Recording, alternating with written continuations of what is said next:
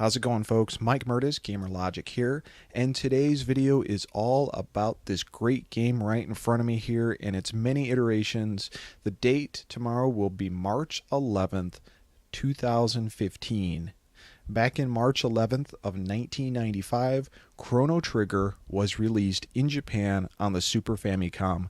This game turns 20 years old tomorrow, and I can't believe it. That blows my mind, and I figured I'd talk about some of my favorite memories of Chrono Trigger, especially the first time I ever played it.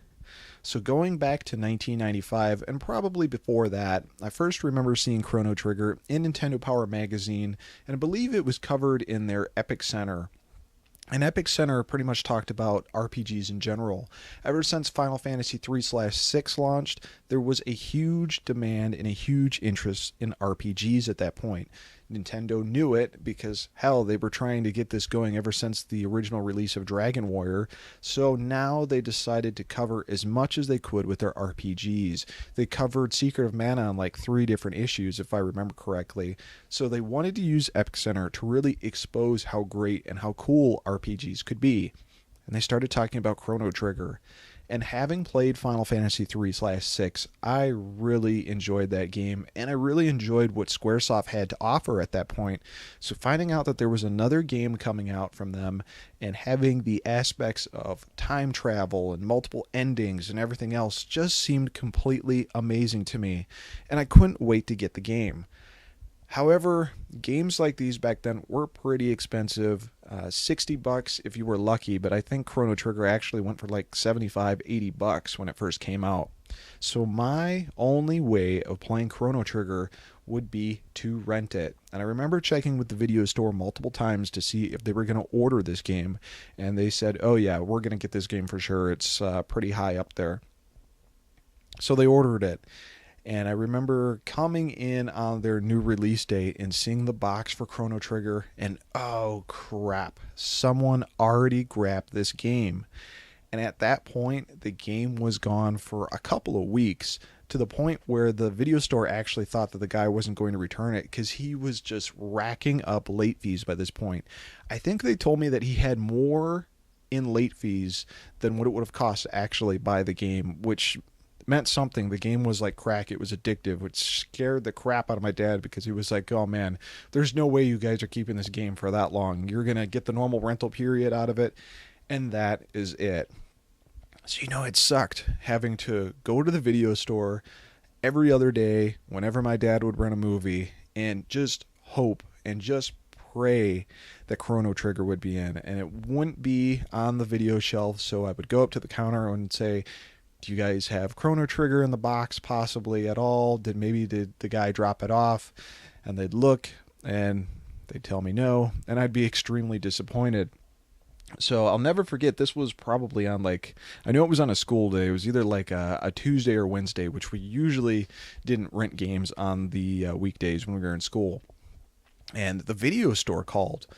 And I picked up the phone and they said, hey, we just wanted to let you know that Chrono Trigger finally came in. The guy dropped it off, and we want to know if you want to pick the game up because we'll hold it for you. That video store was so good to us. So it was really cool of them to hold the actual game for us. What sucked was we didn't have the money to rent it. My dad didn't have the money to rent it at all. And we told them that we're like, oh, man, we really, really want to rent this, but we don't have the money. They let us take the game out without paying for it. They put just a fee on our account basically and said, the next time you come in, when you come drop the game off, just pay the money for it then. That was really cool, that video store, to do that. That was pretty damn amazing. And I took that game home and played the crap out of it on a school night.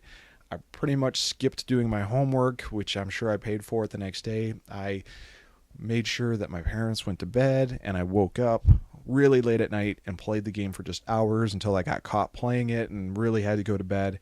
And for those next 2 days, I just played the living crap out of Chrono Trigger, and it was so amazing. Right from that intro scene, showing all these different scenes, playing that epic music, and man, does Chrono Trigger have some epic music to it.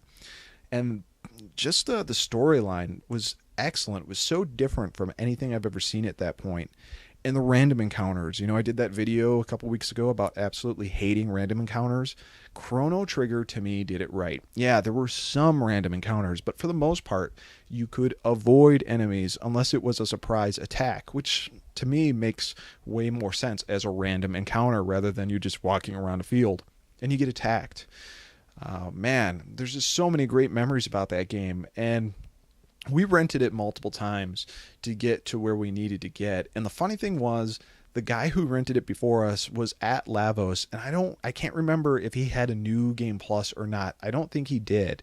I think the second time or third time we rented it, that New Game Plus option was there. And that was really cool. That was the first time I was ever exposed to a New Game Plus, and that would let you take everything you did from your original game and take it over, weapons, experience, magic, and everything. So that was really, really cool. And I remember kind of gaming the system in a way, even though, it was meant for you to do this. But I remember taking Lavos on a New Game Plus one-on-one right at the fair by taking the teleporter to the right and fighting him and getting weird credits and weird endings for the games. And that was another cool thing about Chrono Trigger, was the multiple endings and all the different things you could do and trying to figure out how you could get said ending. Another amazing thing about it was the fact that the main character could die and you could still beat the game. That was like nothing I'd ever seen to that point ever. Usually if the main hero in the game dies, he comes back. Or that's just the end of the game. Like, your main hero can't die. That just never happens. So that was completely different. And the fact that you could go and climb that mountain to rescue Chrono by getting that Chrono egg, that time egg, or that you could just go and fight Lavos and that would be the end of it, was just so impressive on me, because it made me think, what else can happen in this game? Can other people die? What would happen if I say no to fighting certain characters? Will they join my party? Just all that different stuff. The characters were very memorable in the game too. Chrono really doesn't say much, but he's a cool character.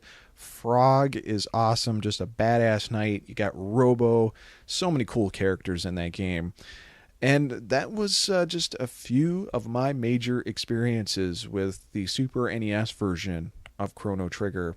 Especially that final boss battle. I just enjoyed that. That had a certain amount of epicness to it too. So here is the Super Nintendo version of it right here. I do have that complete and boxed. And eventually I picked up the Super Famicom version of it, which is complete.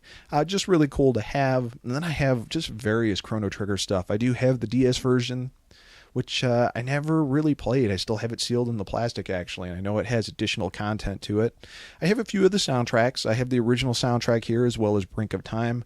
These got to be bootlegs, because they were only like $12 in a store, and I know, looking online, the actual original soundtracks go for a lot more, and I think they say they're made in Taiwan, so I think Taiwan is like bootleg city when it comes to that. And I also have these various Chrono Trigger figures here that are just really cool.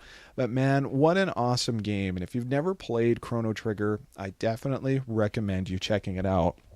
Now, funny enough, there was a sequel to Chrono Trigger by the way of Chrono Cross, and I've never really been interested in playing it.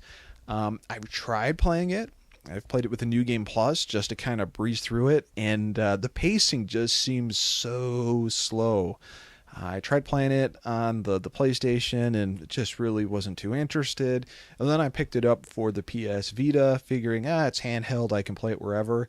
And I think I fell asleep like 2 or 3 times trying to play it. So I don't know what the deal is with Chrono Cross with me. I know people say it's a great game, but for whatever reason, I can't get into it. So I'm hoping at some point that I'll snap out of it and be able to give the game a fair chance. But that's all for now, guys. Just a few of my memories of Chrono Trigger, and happy birthday to Chrono Trigger. 20 years. Holy crap.